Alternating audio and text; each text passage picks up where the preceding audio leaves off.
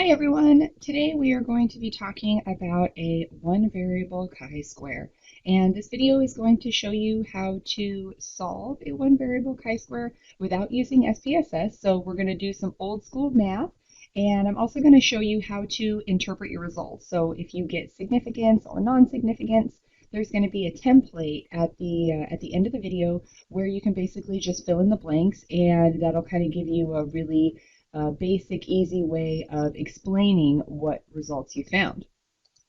Okay, so before we get started into solving a one variable chi-square, I just want to give you a little bit of information about chi-squares in general. So a one variable chi-square is a non-parametric test. That means that it doesn't make any assumptions about your data. So you can have a non-normal curve, you can have skewness, things like that, and it shouldn't be a problem. The one variable chi-square is also known as a goodness of fit test, and it tests the hypothesis of difference. So when you're using a one variable chi-square, these are always used with nominal data when you have one independent variable with multiple levels. So that just basically means that your independent variable is going to have different types within itself. So for example, if your independent variable is type of cereal, then your levels are going to be the types of cereal you actually use. So like Fruity Pebbles would be one level, Rice Krispies would be one, Fruit Loops, and so on and so on. So just to be clear, your cereal would be the independent variable, but then the types of cereal that you use would be the levels of that independent variable. And when we calculate a one variable chi-square, the symbol that we are going to use for that is going to be the x squared value. When you're calculating these, if you, for whatever reason, get a negative value, you should definitely recheck your math because chi-squares cannot be a negative value. Okay, so what are we going to need to solve a one variable chi-square? So first off, we're going to need our formula, which is on the left. And if those symbols look a little confusing, it's okay. I'm going to go through and I'm going to explain each and every one of them. So it is not as scary as it looks, I promise.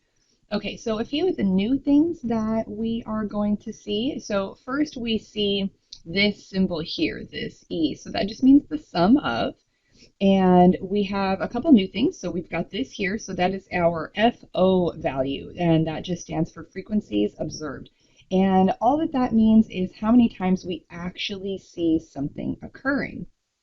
And then next to that, we have our FE value. So that is frequencies expected. So this is basically just how many times we expect to see something occurring based on chance. If that doesn't make a lot of sense, don't worry about it. You'll cover that when you get to an advanced statistics class. So for right now, all that we need to know is the formula for finding the frequencies expected, and that's going to be right down here. So for the chance FE value, we've got our N value, which is how many people are in our study, divided by K, which is how many levels we have of that independent variable. Okay, so now that we've kind of seen what our formulas look like that we're going to use, why don't we take a look at the example problem. A random sample of 100 college students is selected and categorized based on their favorite animated TV show. 40 college students choose Rick and Morty, 30 choose The Venture Brothers, 20 choose Bob's Burgers, and 10 choose Archer. Is there a significant difference between TV show preference?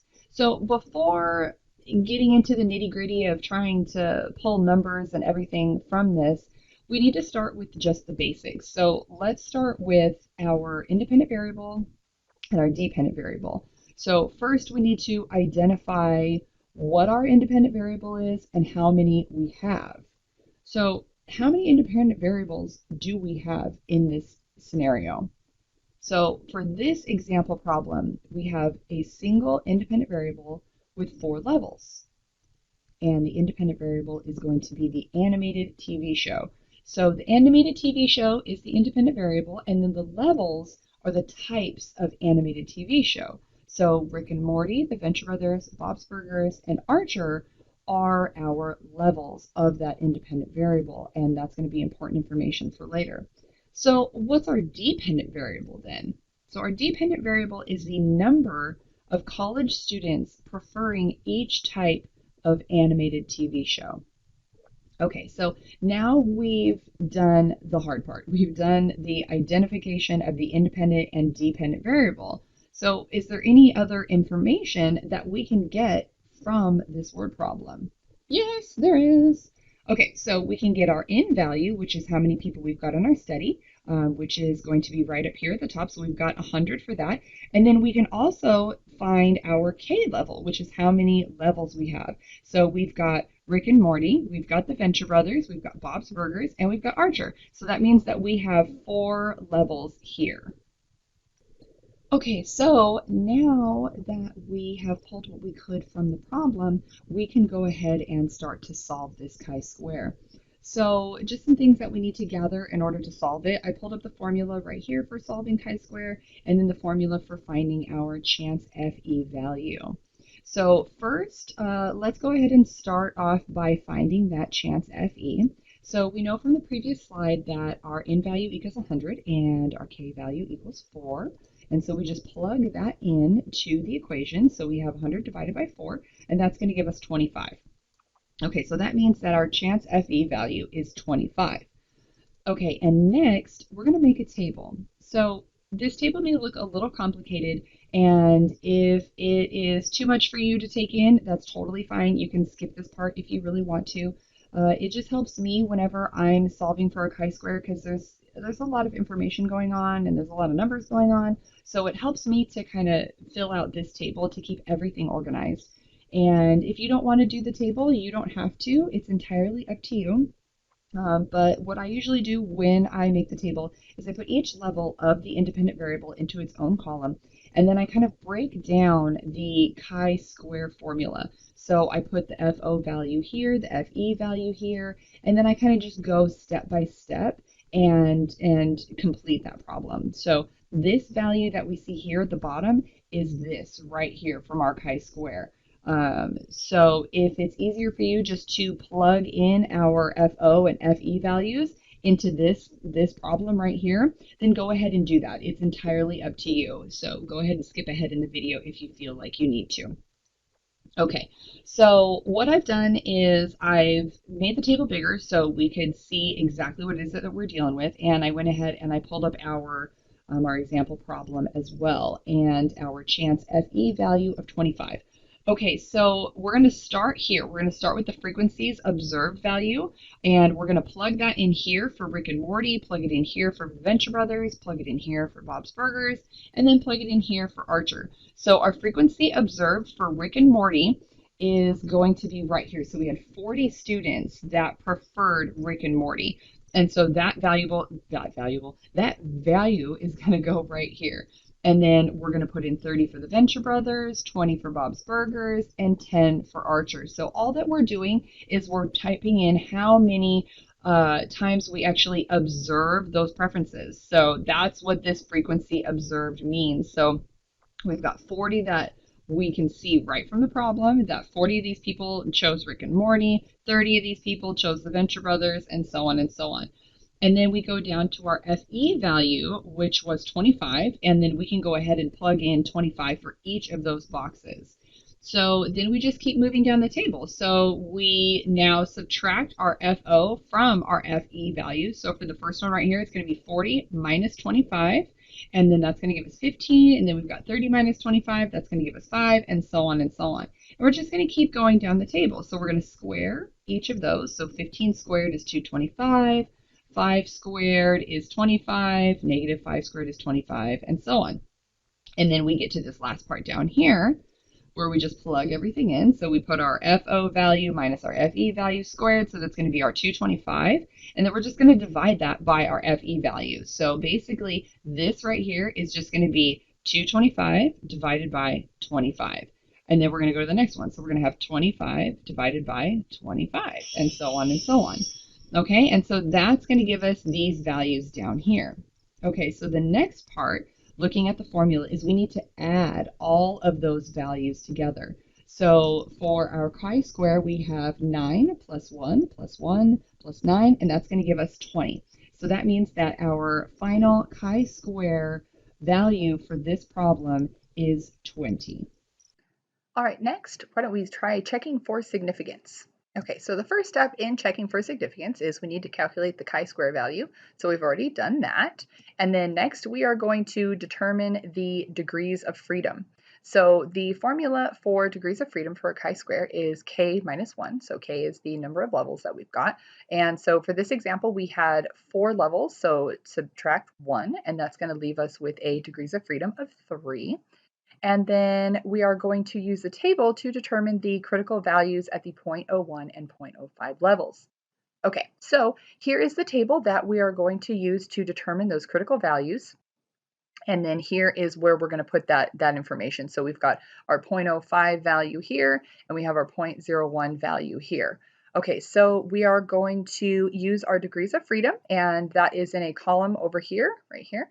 So to the far left, and we are going to use that first. So we need a degrees of freedom of 3, and those are going to go right down here in those parentheses, okay? So then next, we are going to look at the 0.01 value, which is 11.34, and that's going to go right over here. And then we are going to check for our 0.05 level, which is 7.82, and that's going to go right over here. Okay, so those are our critical values. Okay, so I went ahead and just kind of compressed this information right over here. So we have our 0.01 value here and our 0.05 value over here. Okay, so we need to examine the 0.05 level first. So what we need to ask ourselves is our chi-square value of 20 greater than or equal to 7.82, that critical value? So yes, it is. So that means that we get to reject HO, and we can do so at the 0.05 level. So since we found that we were able to reject, we still need to check for the 0.01 level. So we're just going to basically do the exact same thing. So is 20 greater than or equal to our critical value of 11.34? And yes, it is. And so we again get to reject HO at the 0.01 level. And just a little side note, if your chi-square value is not greater than or equal to the critical value, then that means that you have to accept HO, just as a little reminder. Okay, so let's go ahead and interpret those results. Okay, so I've gone ahead and gathered all the data that we are going to need to basically just write out a sentence of what our findings mean. So if you take the information from here and you just match up the colors, you would just plug that into that spot, and then you can just write out the sentence and you should be good to go. A little side note that I want to talk about really quick before we actually see what our sentence is going to look like. So here it says Ivy level, Ivy level, Ivy level, and so on. So basically what I've done with that is I don't think it's not a good idea to put in your levels of your independent variable just randomly. Especially for this problem, we're talking about those that mostly preferred something. So if we pull up here our results from the frequency observed section of our table, we can see that for Rick and Morty, there were 40 students, Venture Brothers 30, and so on and so on. So it looks like the Rick and Morty show was the most preferred, followed by the Venture Brothers, followed by Bob's Burgers, followed by Archer. So you would plug these levels of the variables into here accordingly. So let me show you what that would look like in sentence form. So it would say a chi-square test was performed and a significant difference was found between college students and animated TV show preference. And then you have your results listed. And since we were able to reject over here at the 0.01, we want to put that value instead of the 0.05 because that's a much higher level. Meaning that college students mostly preferred Rick and Morty, followed by the Venture Brothers, Bob's Burgers, and lastly Archer. So that's the order that I was talking about. Okay, so if you, for whatever reason, calculate a one variable chi-square and there is no significance found at either the 0.05 or the 0.01 level, you can go ahead and use this template to basically do the same thing. It's a lot less complicated.